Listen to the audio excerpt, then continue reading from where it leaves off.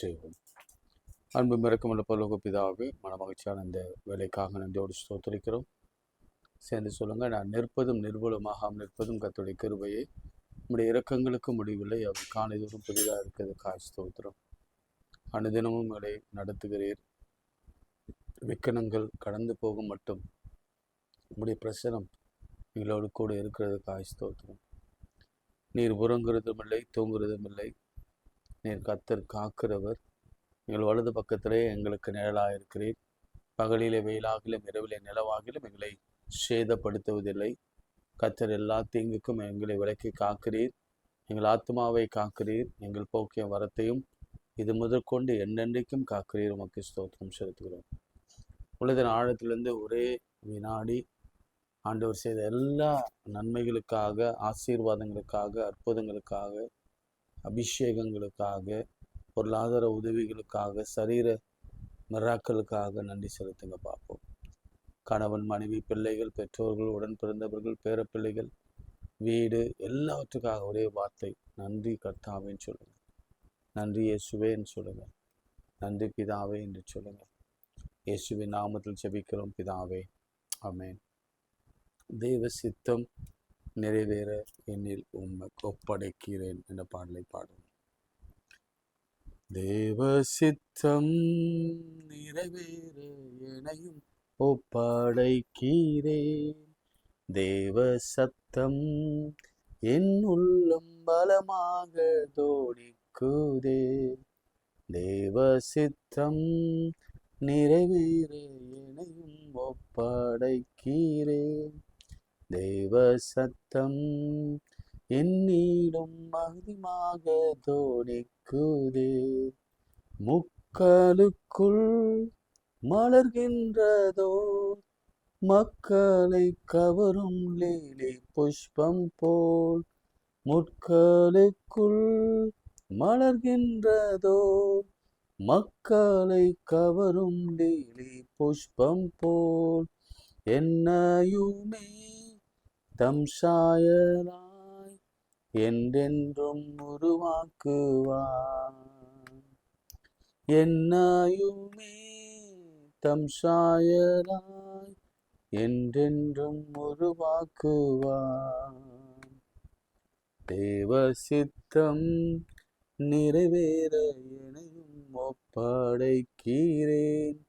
தேவ சத்தம் என் உள்ளம் பலமாக தோணிக்குதே.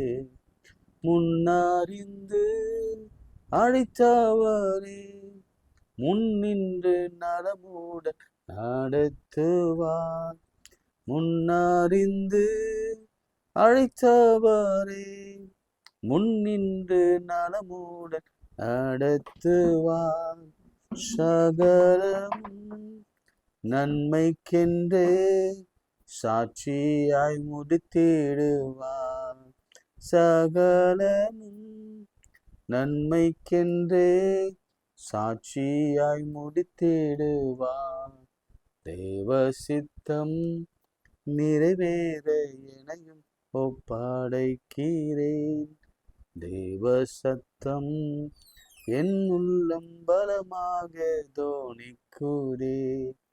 பொன்னை போல புடமிட்டாலும் பொன்னாக விளங்குவேன் என்றென்றுமே. திராணிக்குமே சோதித்திடார் தாங்கிட பலனளிப்பார். திராணிக்குமே சோதித்திடார் தாங்கிட பலனளிப்பார். தேவ சித்தம் நிறைவேற என்னையும் ஒப்படைக்கிறேன். தேவ சத்தம் என் உள்ளம் பலமாக தோணிக்குதே. கஷ்டம் எல்லாம் தொலையும் ஓர் நாள், கண்ணீரும் கவலையும் நீங்கும் மன்னான். கஷ்டம் எல்லாம் தொலையும் ஓர் நாள், கண்ணீரும் கவலையும் நீங்கும் மன்னான். இரட்டிப்பான பங்கை பெற இரட்சகர் அழைத்திடுவார். இரட்டிப்பான பங்கை பெற இரட்சகர் அளித்திடுவார். தெய்வ சித்தம் நிறைவேற என்னையும் ஒப்படைக்கிறேன். தெய்வ சத்தம் என் உள்ளம் பலமாக தோணிக்குதே. கைகளை உயர்த்தி. வியாதி, வறுமை, கடன் பிரச்சனை, குழந்தையின்மை, டயபெட்டிக், சுகர், பிளட் ப்ரெஷர், இருதய நோய்கள், சிறுநீரக பாதிப்புகள், சளி, செஸ்டில் பிரச்சனைகள், எந்த வியாதியாக இருந்தாலும் உச்சந்தலையிலிருந்து உள்ளங்கால் வரைக்கும் கர்த்தர் குணமாக்குற நேரம் இது. This is a time of healing. நீங்கள் கைகளை உயர்த்தி, ஆண்டவரே உதவி செய்யுங்க, ஆண்டவரே இறங்குங்க, ஆண்டவரே குணமாக்குங்க, உமக்கு சித்தமானால் என்னை சுத்தமாக்கி உம்மால் கூடும். அந்த ஒரு வார்த்தை போதும். இணைக்கி அல்லது வருகிற நாட்கள் எல்லாம் உங்கள் சரீரம் புதிய பலனடையும். வேதத்தை வாசிக்கிற பொழுது இன்னும் பலனடையும். நீடித்த ஆயுசு நாட்களை கொடுத்து கர்த்தர் ஆசீர்வதிக்க அவர் காத்து கொண்டிருக்கிறார். குழந்தை பேர் இல்லாதவங்களுக்கு கர்த்தர் நிச்சயமாகவே இந்த மாதத்திலே கர்ப்பத்தின் கனியை கொடுக்க அவர் காத்து கொண்டிருக்கிறார். வேலை இல்லாதவர்களுக்கு நிச்சயமாக ஒரு வேலை உண்டு, ஒரு வழியை ஏற்படுத்துகிறார். ஆண்டவரே, திருமணமாகாத பிள்ளைகளுக்கு இந்த மாதத்தில் ஒரு நல்ல வரனை, லென்டாக இருக்கட்டும், ஆனால் நல்ல வரனை கொண்டு வந்து காண்பிக்க போகிற கிருபைக்காக உமக்கு ஸ்தோத்திரம். பிரிந்த குடும்பங்கள் ஒன்றிணைந்து வாழப்போகிறதுக்காய் ஸ்தோத்திரிக்கிறேன். அநேக பிள்ளைகள் தேர்வு எழுதி கொண்டிருக்கிறாங்க. கரங்களை உயர்த்துங்க. தேர்வு எழுதுகிற பிள்ளைகளே நாங்கள் ஜெபத்திலே தாங்குகிறோம். ஆண்டவரே, எப்படி மோசே ஜெபத்திலே தாங்கினது போல நாங்கள் தாங்குகிறோம். 10ஆம் வகுப்பு, 12ஆம் வகுப்பு, 11ஆம் வகுப்பு தேர்விலே என் பிள்ளைகள் சிறந்திருக்கட்டும். யூனிவர்சிட்டி எக்ஸாமினேஷனில் என் பிள்ளைகள் சிறப்பாக எழுதப்படட்டும், சிறப்பாக எழுதட்டும் சுவாமி. எளிமையான கேள்விகளும் வரட்டும், எல்லா கேள்விகளுக்கும் வினா தெரியட்டும். ஆண்டவரே, அரியஸ் வைத்திருக்கிற பிள்ளைகள் எல்லாம் அந்த அரியஸ் முடிக்கும்படியான கிருபையை தாரும். ஆண்டவரே, இந்த வேலையிலும் கூட கடனில் கடைந்திருக்கிற ஒவ்வொரு பிள்ளைகளை கண்ணோக்கி பாருங்கப்பா. எங்கள் கடன்கள் எல்லாவற்றையும் மாற்றும். இயேசுவின் நாமத்தில் ஜெபிக்கிறோம் நல்ல பிதாவே, ஆமேன். வேதத்தை வாசிக்கிறீங்க நம்புகிறேன். தொடர்ந்து வாசிங்க. அதுக்கேற்ற பலன் வந்து கொண்டு இருக்கிறது. சிலருக்கு வந்து விட்டது. நீங்கள் எப்படி ஐயான்னு கேட்காதீங்க. உங்கள் சரீரத்திலேயோ நீங்கள் உணர்வீங்க. அதற்கான எல்லா வழிகளையும் வாசல்களையும் கர்த்தர் திறந்து ஆயத்தப்படுத்தி கொண்டிருக்கிறார். அதுதான் நல்லா பார்க்க முடிகிறது. வசனம் நல்ல தெளிவாக சொல்லுது. ரோமன்ல நன்மையான எந்த ஈவும் பூரணமான எந்த வரமும் பரத்திலிருந்து உண்டாகி, அதனால் உண்டாக்கி கொண்டிருக்கிறார். ஆச்சரியமான எண்ணி முடியாத அதிசயங்களை நாம் பார்க்க போகிறோம். சாட்சியாக நிற்க போகிறோம். யோவான் 21ஆம் அதிகாரம். மன்னிக்கவும், ஆமாம், யோவான் 21ஆம் அதிகாரம். இவைகளுக்கு பின்பு இயேசு திபேரியா கடற்கரையிலே மறுபடியும் சீஷர்களுக்கு தம்மை வெளிப்படுத்தினார். இந்த 40 நாட்களிலே சீமோன் பேதுருவும் திதுமு எனப்பட்ட தோமாவும் கலிலேய நாட்டிலுள்ள கானா ஊரனாக்கிய நாத்தான்வேலும். நாத்தான்வேல் வந்துட்டாரு, இறந்த பிறகு அவர் குடித்து வந்துட்டாரு. நாத்தான்வேலை பார்த்து தான் சொன்னார், இன்னைக்கு ஆவியானவர் சிலருக்கு சொல்லுகிற வார்த்தையை நான் சொல்கிறேன். நாத்தான்வேல் இடத்துல தான் ஆண்டவர் பார்த்து சொன்னார், நீ கண்டதனாலே விசுவாசிக்கிறார், காணாது விசுவாசிக்கிறவனே பாக்கியவான், நீ இதை விட மேலான விலை காண்பார். ஆமேன். எல்லாம் சத்தமாக ஒரு ஆமேன் சொல்லுங்க. நாத்தான் இடத்துல ஆண்டவர் சொன்ன வார்த்தை, இதை விட மேலான விலை நீ காண்பார். எப்போ? இந்த 40 நாளில். குமாரரும் அவருடைய சீஷர்களும் வேறு 2 பேரும் கூடி இருக்கும்போது சீமோன் பேதுரு மற்றவர்களை நோக்கி, மீன் பிடிக்க போகிறேன் என்றான். அதற்கு அவர்கள், நாங்களும் உடனே கூட வருகிறோம் என்றார்கள். அவர்கள் புறப்பட்டு போய் உடனே படவில் ஏறினார்கள்.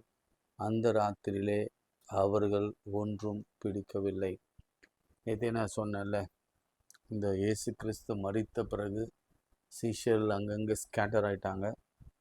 ஏன்னா அவங்களுக்கு உயிர் பயம். எப்படி அந்த திரும்பவும் அவளை கொலை செய்திருவாங்க, இயேசுவை போல சிலுவையில் அடிச்சிருவாங்க அப்படின்னு பயத்தில் எல்லாம் சிதறி போயிட்டாங்க.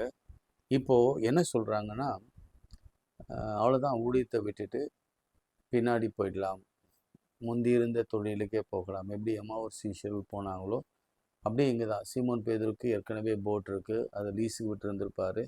அவர் திரும்பவும் மீன் பிடிக்க போகலாம் வாங்க அப்படி சொன்னார். ப்ரொஃபஷனலே மாறுது. ஆண்டு விட்டு பின் அவர் அவர் அவர் அவரை பின்னுக்கு தள்ளி அல்லது ஆண்டு விட்டு பின்பற்றாமல் அவங்க திரும்ப போயிட்டாங்க. இந்த 40 நாளில் என்ன நடக்கும் அப்படின்றத நம்ம பேசிக்கொண்டிருக்கிறோம். இந்த விஷயம்லாம் உங்களுக்கு தெரியும். ஆனால் இயேசு கிறிஸ்து அந்த 40 டேஸில் அவர் என்ன பண்ணார்? இப்படி அவ்வளோதான். இனி இயேசுவோடு கூட ஒரு வாழ்க்கை, இயேசுவோடு கூட ஒரு உறவு, இயேசுவோடு கூட ஒரு வேலை, ஊழியம் இல்லை அப்படின்னு ஒரு நிலை வருகிற பொழுது அவங்க பழைய தொழிலுக்கே, பழைய வாழ்க்கைக்கே, பழைய பழக்க வழக்கங்களுக்கே, பழைய ஊதியத்திற்கே அவங்க திரும்பி போகிறாங்க. இன்னைக்கு நீங்கள் அப்படி போக வேண்டிய அவசியமே இல்லை. நான் சொல்கிறேன், 100% மக்கள் இப்போது ரொம்ப கஷ்டத்தில் வாழ்ந்து கொண்டிருக்கிறாங்க, வேதனையில் இருக்கிறாங்க, கண்ணீரில் இருக்கிறாங்க, துக்கத்தில் இருக்கிறாங்க. ஒரு சில நேரங்களிலே ஆண்டவர் நம்மை கைவிட்டு போய்விட்டார் என்ற ஒரு சூழ்நிலையிலே நாம் தள்ளப்பட்டிருக்கிறோம். பலர் 10% மாத்திரமே அந்த பயங்கரமான நம்பிக்கை, என் ஆண்டவர் என்னோடு கூட இருக்கிறார், என்னை கைவிட மாட்டார் என்ற நம்பிக்கை. ஆனால் உலகத்திலே 190% இல்லை, அவர் கைவிட்டார், இனி பிரயோஜனம் இல்லை, அவரை நம்பி இனி அவர் பின்னாடி போனால் லாபம் இல்லை, இனி அவர் பின்னாடி போனால் வாழ்க்கை இல்லை, இனி ஜெபம் பண்ணால் எனக்கு எந்த இதுவும் நடக்க போகிறதில்ல, உபவாசம் பண்ணால் ஒரு காரியமும் நடக்க போகிறதில்ல, வேதத்தை வாசித்தா ஒன்றும் நடக்கலை, நாங்கள் பார்த்துட்டோம், 3 வருஷம் பார்த்துட்டோம், அதனால் இனி எங்கள் வாழ்க்கையில் ஒன்றும் நடக்க போகிறதில்லை. ஏன்னா என் ஆண்டவர் இயேசு கிறிஸ்து இதுக்கு முன்பாகவே வந்து அவங்களோடு கூட பேசி தம்மை வெளிப்படுத்தினார். இருந்த போதிலும் அவங்க என்ன சொன்னாங்கன்னா, நாங்கள் மீன் பிடிக்க போகிறோம், உடனே இம்மீடியட்டாக சில ஆக்ஷன்லாம் அந்த உடனே என்று பார்க்கின்ற பொழுது அவங்களுடைய ஸ்பீடு நமக்கு புரிகிறது. சில நேரங்களில் நாம் கூட அப்படி தான் இல்லை, திடீரென்று சட்டென்று ஒரு முடிவு எடுத்துடுறோம், திடீரென்று உடனே இம்மீடியட்டாக ஒரு முடிவு எடுக்கிறோம். அந்த மாதிரி தான் அவங்க முடிவெடுத்தாங்க. அது என்ன தப்பு என்ன சரி என்று நான் விளக்க வேண்டிய அவசியம் இல்லை, அது நீங்களே புரிந்து கொள்ளுங்கள். இயல்பாக ஒரு மனுஷனுக்கு ஏற்படுகிற இந்த விரக்தியில், மனுஷன் இந்த வழியில் பயணத்தில் போய் கொண்டிருக்கும் பொழுது ஏற்படுகிற ஒரு விரக்தி தான், ஒரு வீழ்ச்சி தான், ஒரு நீட்சி தான். சரிங்களா? விடிய காலமான போது போகிறாங்க, நல்ல ஃபிஷர்மேனுங்க, கிட்டத்தட்ட இத்தனை பேர் போகிறாங்க பாருங்களேன். திதிமு, தோமா, நார்த்தான்வேல், அவங்க 2 பேர், யாக்கோபு, யோவான் அப்படின்னு சொல்லி குறைஞ்சது 4 பேர் அப்படி போகிறாங்க. போய் அவங்க சொன்ன வார்த்தை அவங்களுக்கு ஒன்றும் கிடைக்கல, அந்த ராத்திரி ஒன்றும் கிடைக்கல. விடிய காலமான போது இயேசு கரையிலே நின்றார். அவரை இயேசு என்று சீஷர்கள் அறியாதிருந்தார்கள். எது கூட சொன்ன பாருங்களேன், அறியாத, அறிந்து கொள்ளவில்லை அப்படின்ற ஒரு வார்த்தை இருக்குல்ல. நம்மோடு தான் இயேசு இருக்கிறார், நம்ம போகிற பயணத்தில் தான் இயேசு இருக்கிறார், நம்முடைய கரையில் இயேசு இருக்கிறார், நம் போட்டில் அவர் இயேசு இருக்கிறார், நம்ம வாழ்க்கையில் இயேசு இருக்கிறார். ஆனாலும் அறியாமையிலே நாம் சங்காரம் ஆகிறோம். என் ஜனங்கள் அறியாமையிலே சங்காரம் ஆகிறார்கள். இயேசு அவர்களை நோக்கி பிள்ளைகளே என்றார். இந்த வார்த்தையை குறித்து வச்சுக்கோங்க. இயேசு கிறிஸ்து தான் ஊழியத்தில் அவங்களை சீஷரில் சகோதரர் சொல்லியிருக்கிறாரு, உடன் வேலையாட்கள் என்று சொல்லியிருக்கிறார்களே, பிள்ளைகளே என்று சொன்ன முதல் இடம் இதுதான், சில்ட்ரன்ஸ் என்று சொன்னார். சொல்லிட்டு புசிக்கிறதுக்கு ஏதாகிலும் உங்களிடத்தில் உண்டா என்றார். அதற்கு அவர்கள் ஒன்றும் இல்லை என்றார். இந்த ஒன்றும் இல்லை என்ற வார்த்தையை நீங்கள் உற்று பார்த்தீங்கன்னா, இன்னைக்கு பொருளாதாரத்தில் நம்முடைய நிலைமை அதுதான், ஒன்றுமே இல்லை, ஒன்றுமே இல்லை. இயேசுவோடு இருந்த பொழுதும் இருந்த நிலைமை, அப்போ கொஞ்சம் வாழ்க்கையில் எல்லாம் இருந்தது, நல்லா சாப்பிட்டோம், நல்ல போகிற இடத்துலலாம் நமக்கு எல்லா சௌரஷங்களும் செய்தாங்க. ஆனால் இயேசுவுக்கு பிறகு பிந்திய வாழ்க்கையில் ஒன்றும் இல்லை. இதுதான் யதார்த்தமான உண்மை. தயவுசெய்து நல்ல மனசில் விஷயங்க. இயேசு கூட இருந்தால் எல்லாம் கிடைக்கும். இயேசுவை விட்டு நம்ம தூரம் போனால் எதுவும் கிடைக்காது, ஒன்றும் இல்லை என்ற சூழல் தான். சரீரத்தில் சரி, பொருளாதாரத்தில் சரி, வீட்டில் சரி, வேலையில் சரி, அல்லது குடும்பத்தில் சரி, நம்ம வாயிலிருந்து வர போகிற வார்த்தையை நான் இப்பொழுதே தீர்க்க தரிசனமாக சொல்கிறேன். இதெல்லாம் தீர்க்க தரிசன வார்த்தைகள் தான். ஒன்றும் இல்லை என்று தான் நீங்கள் சொல்லுவீங்க. நான் சொல்வேன், இயேசு இல்லாத வாழ்க்கை ஒன்றும் இல்லை, ஒன்றுமே இல்லை. அதை நீங்கள் நல்லா புரிஞ்சுக்கோங்க. இன்னைக்கு இதுதான் நான் உங்களுக்கு ரொம்ப வலியுறுத்த விரும்புகிறேன். ஒன்றும் இல்லை என்றார். அப்பொழுது அவர், நீங்கள் படவுக்கு வலதுபுறமாய் வலையை போடுங்கள், அப்பொழுது உங்களுக்கு அகப்படும் என்றார். இயேசு திரும்ப அவராகவே வந்து தம்மை அவளோடு கூட இணைத்து கொண்ட பொழுது அவர் ஒரு ஐடியாவை கொடுக்குறார்.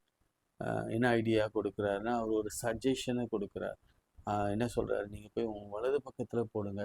இரவெல்லாம் அந்த இடத்துல தான், அந்த கடலில் தான், அந்த நீர்நிலையில தான், அந்த ஏரியாவில் தான், அந்த பேராமீட்டரில் தான் அவங்க மீன் பிடிச்சாங்க. ஆனால் மீன் ஒன்று கூட அகப்படலை. இப்போ இயேசு சொல்கிறாரு அப்படின்னு போகிறாங்க. போட்ட பொழுது அப்படியே அவர்கள் போட்டு திரளான மீன்கள் அகப்பட்டதுனால அதை இழுக்க மாட்டாதிருந்தார்கள். அதை அவங்க பார்த்த பொழுது சீஷன் கர்த்தர் என்றான். அன்பா இருந்த சீஷனா யாக்கோபு. அவர் கர்த்தர் என்று சீமோன் பேதுரு கேட்ட உடனே தான் வஸ்திரம் இல்லாதபடினாலே தன் மேச்சச்சை கட்டி கொண்டு கடலிலே குதித்தான். மற்ற சீஷர்கள் கடையில் ஏறக்குறை 200 தூரத்திலே இருந்தபடினாலே படவிலிருந்து கொண்டு மீனவர்கள் வலையை இழுத்து கொண்டு வந்தார்கள். அவர் கரையில் வந்திறங்கின பொழுது கறி நெருப்பு போடப்பட்டிருக்கிறதையும் அதன் மேலே மீன் வைத்திருக்கிறதையும் அப்பத்தையும் கண்டார்கள். இன்னைக்கு நான் சொல்கிற விஷயம் அதுதான், சிம்பிளான விஷயம். நான் நாளைக்கு வேணால் இதை தொட்டுட்டு திரும்ப நான் போகிறேன். நம்ம நேரத்தை கடக்க வேண்டாம். நான் சும்மா சிம்பிளாக சில வார்த்தைகளை சொல்லிட்டு போகிறேன். இயேசுவோடு இருந்தால் உங்களுக்கு எல்லாம் கிடைக்கும், குறையில்லாமல் இருக்கும். சிங்கக்குட்டிகள் தாட்சியடைந்து பட்டினியாக இருக்கும். ஆனால் கர்த்தரை தேடுவர்களுக்கோ ஒரு நன்மையும் குறையப்படாது. இயேசு அந்த கல்யாணத்தில் இருந்தால், இன்னைக்கு யாருக்கோ கல்யாணத்தை பற்றி பேசணும்னு சொல்கிறாரு. அந்த கல்யாணத்தில் ஒரு குறையும் இருக்காது. ஏன்னா இயேசு அங்கே இருக்கிறார். அங்கே இருந்த கற்சாடிகள் எல்லாம் 6 கற்சாடிகள் முழுவதும் தண்ணீர் நிரப்பின பொழுது அதை திராட்சரசமாய் மாற்றி அவங்க முந்தின வாழ்க்கையை காட்டிலும் அவங்க பிந்தின வாழ்க்கையை ஒரு மதுரமாக மாற்றினார். இயேசு இல்லைன்னா பொருளாதாரத்தில் ஒன்றுமே இல்லை, குடும்பத்தில் ஒன்றும் இல்லை, சரீரத்தில் ஒன்றும் இல்லை, குழந்தை இல்லை, யூட்ரஸில் குழந்தை இல்லை, கேன்சர் இருக்கும், எல்லாருக்கும் எல்லாம் வரும். இயேசு இருந்தால் அவன் எல்லாம் விட்டு போயிடும். அவர் நமக்கு நல்ல வழிகளை சொல்லி கொடுப்பார். நான் போதித்து நீ நடக்க வேண்டிய வழியை உனக்கு காண்பிப்பேன், உன்மேல் என் கண்ணை வைத்து உனக்கு ஆலோசனை சொல்வேன்னு சொன்னவர். ஒருவேளை அந்த ஆலோசனை கேட்காம அவங்க வலையை போடாமல் இருந்திருந்தால் ஒன்றுமே கிடைத்திருக்காது. ஆனால் அவங்க போனாங்க, வலையை போட்டாங்க, இழுத்தாங்க, நிறைய மீன்கள் கிடைத்தது. இயேசு என்று அவர்கள் கண்டு கொண்டார்கள். ஒன்றுமில்லை அப்படின்னு நீங்கள் நினைக்கிறீங்களா? அப்போ இயேசு உங்களிடத்துல இல்லைன்னு அர்த்தம். எல்லாம் இருக்கு, வேணும், எனக்கு எல்லாம் வேணும் ஆண்டவரே, எல்லாம் வேணும் சுவாமி, எல்லாம் வேணும் ஆண்டவரே, குடும்பத்தில் திருமணம், வாழ்க்கை, குழந்தை, பேரு, எல்லாம் வேணும் சுவாமி அப்படின்னா இயேசு நம்ம வீட்டில் இருக்கணும். அப்படின்னா இந்த வேதத்தை வாசிக்கணும், உபவாசிக்கணும், ஜெபிக்கணும், ஆண்டவரோடு கூட எப்பொழுதும் இருக்கணும். ஜெபம். உங்களோட ஆண்டவரே, இந்த வார்த்தைக்காக நன்றி செலுத்துகிறோம்ப்பா. நீர் எங்களோடு கூட இருந்துட்டா போதும், நீங்கள் எல்லாவற்றையும் பார்த்துக்கொள்வீங்க. 138 சங்கீதம் 8 வசனத்தின்படியே கர்த்தர் எனக்காக யாவையும் அவர் செய்து முடிப்பார். ஆண்டவர் இப்பொழுதும் கூட நம்முடைய பிள்ளைகள் ஏக்கத்தோடு ஒன்றுமில்லை என்று சொல்கிற பிள்ளைகள், ஆண்டவர் உங்கள் வீட்டு நான் போகிறோம் ஆண்டவரை என்னை விட்டுருங்க என்று சொல்கிற பிள்ளைகளை திரும்ப அழைத்து கொண்டு வந்து நீங்கள் சேர்த்து கொண்டு அவங்களுக்கு அற்புதங்களை செய்யுங்க. பிள்ளைகளே என்று அழைங்க. அவங்க பிள்ளைகள் என்ற ஸ்தானத்தை விட்டு இறங்கி போனாலும் நீங்கள் பிள்ளைகளே என்று அழைத்து, அந்த கெட்ட குமாரனை அவங்க அப்பா போய் கட்டி தழுவி அவருக்கு இருந்த சொத்தை பிள்ளைக்கு கொடுத்து நீ சந்தோஷமாக இரு, ட்ரெஸ்ஸை போட்டு அவனுக்கு கையில் மோதிரத்தை போட்டு பாதரட்சியை போட்டு அவனை சேர்த்து கொண்டது போலவே கர்த்தர் அவனை வாழ வைங்கப்பா. இயேசுவின் நாமத்தில் இந்த பிள்ளைகளுக்கு அற்புதம் நடக்கட்டும். இன்றைக்கு ஒரு பெரிய மிராக்கிள் குடும்பத்தில் நடக்கட்டும். பெரிய அற்புதம் சுவாமி. இதுவரைக்கும் கண்டிராத பொருளாதார அற்புதங்கள், இதுவரைக்கும் கண்டிராத சரீரத்திலே பெரிய அற்புதங்கள், பயணங்களை சுகமாக வாய்க்கு பண்ணும். விசேஷமாக திரும்ப திரும்ப இந்த தேர்வுக்காகவும் ரிசல்ட்டுக்காகவும் காத்திருக்கிற பிள்ளைகளுக்காக நான் ஜெபிக்கிறேன். நானும் பரலோகத்திலிருந்து வரட்டும், ஜெயமும் கத்தரால் வரட்டும், பிள்ளைகள் சந்தோஷமாய் வீடு வரட்டும், எளிமையான கேள்விகள் கேட்கப்பட்டது என்று சொல்லட்டும். கத்தர் அப்படி நடத்துங்க. அரியஸ் வைத்திருக்கிற பிள்ளைகள் அரியஸை முடிக்கட்டும்ப்பா. கடன்கள் அடைக்கப்படட்டும். குடும்பத்தில் சண்டை சச்சரவுகள் எல்லாம் ஓயட்டும். திருமணத்துக்கான காரியங்கள் ஒழுங்குபடுத்தப்படட்டும். பிள்ளைகளுடைய வாழ்க்கை நிலைப்படட்டும் சுவாமி. இயேசுவின் நாமத்தில் ஜெபிக்கிறோம் நல்ல பிதாவே, ஆமென். ஆண்டவராக இயேசு கிறிஸ்துவின் கிருபை, பிதாவாகிய தேவனுடைய அன்பு, பரிசுத்த ஆவியின் ஐக்கியம் நம் அனைவரோடும் இன்னும் சதா நிலைத்திருப்பதாக. ஆமென். God bless you.